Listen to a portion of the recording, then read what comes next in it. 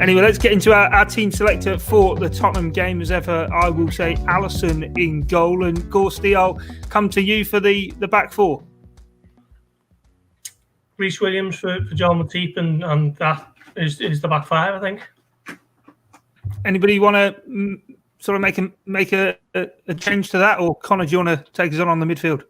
No, Alisson should have done better with the Bruno Fernandes free kick, but I'll leave him. He's not world class, though. He's not world class, Bruno Fernandes. Not world class.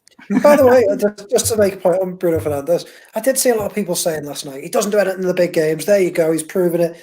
I thought he came off the bench. He did all right. He scored a brilliant free kick, and I disagree. I think Alisson was well beaten. I think it was a very difficult with the pace on it. I think his weight is on the wrong foot, and he doesn't trust in the wall that he's put up. But hey, perhaps nuance in goalkeeping, isn't it? Does Bruno Fernandes, though, not have that sort of Mohamed Salah quality? Obviously, Doyley always says that he's not world class, but you watch him sometimes and think he doesn't look all that great, and then bang, he comes up with a telling contribution like that. Look, I disagree with Doyley. I do think he is world class. I think he's been that good at United that surely, what more could he have done in the last 12 months? But the only thing I would say is I don't think he proved anything yesterday. He has gone quiet in big games.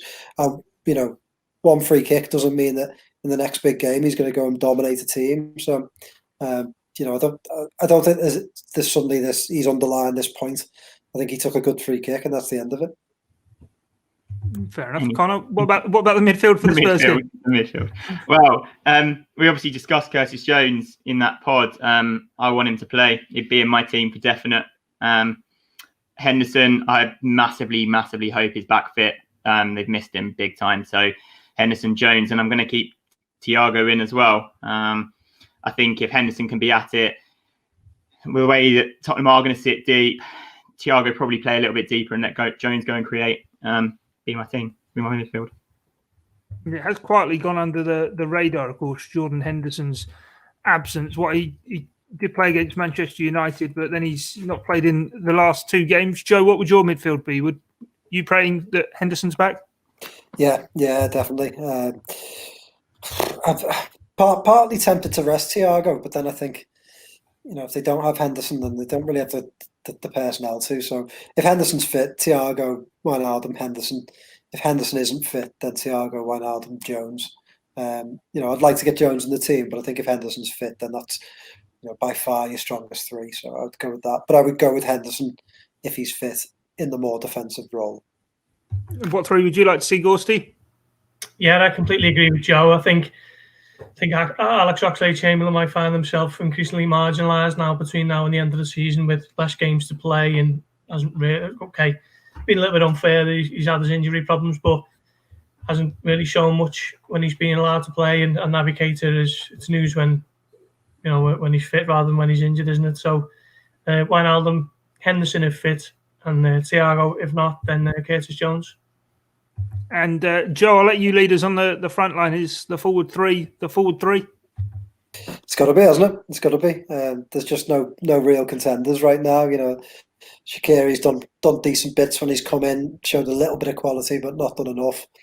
Origi, I think it's just passing time. Now it sounds harsh, but just sort of passing time towards the end of his career and his Liverpool career, I should say. And yeah, the front three is the front three. You just got to hope that they're on it, and hopefully it's a good step in the right direction for Salah and Firmino, and Mane can be on it as well. Anyone to make any alterations to that? Impossible. Yeah, same really. I mean, you're making the case for them three to play when they're in form, and now you're making the case for them to play because there's no one else who can do anything. So yeah, they've got to start for me. Divock Origi could always come off the bench against Spurs and get a late goal to settle it. Hey, we've been down that road before. Nice, wouldn't it? Yeah, it certainly would. Let's go round on the score predictions then. Gorsty, I'll start with you. What's the score going to be?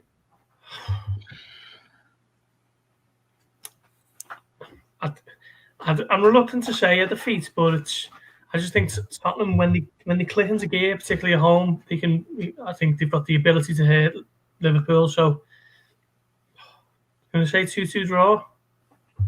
You can say what you want. Yeah, 2-2. That's fine. Connor, I'm sitting on the fence, but yeah. A hard fought but incredibly optimistic 2-1. 2-1. It was 1-0 down there last season, wasn't it, Joe? What's the score going to be? Again, want to be optimistic. And I kind of think Liverpool will dominate possession, but it's hard to look past their current form, isn't it? So I would lean towards a draw, but I hope it's a win.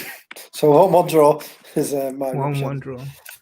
Right, well, Connor, ever the optimist, the man to hopefully have the scoreline right and the Liverpool win down at the Tottenham Hotspur Stadium. Remember to stick across the Liverpool Echo for all the pre-match build-up, the live match blog, and the post-match analysis. Also across the Blood Red channel, we're still analysing Anfield to come this week, tactically previewing the trip to Tottenham.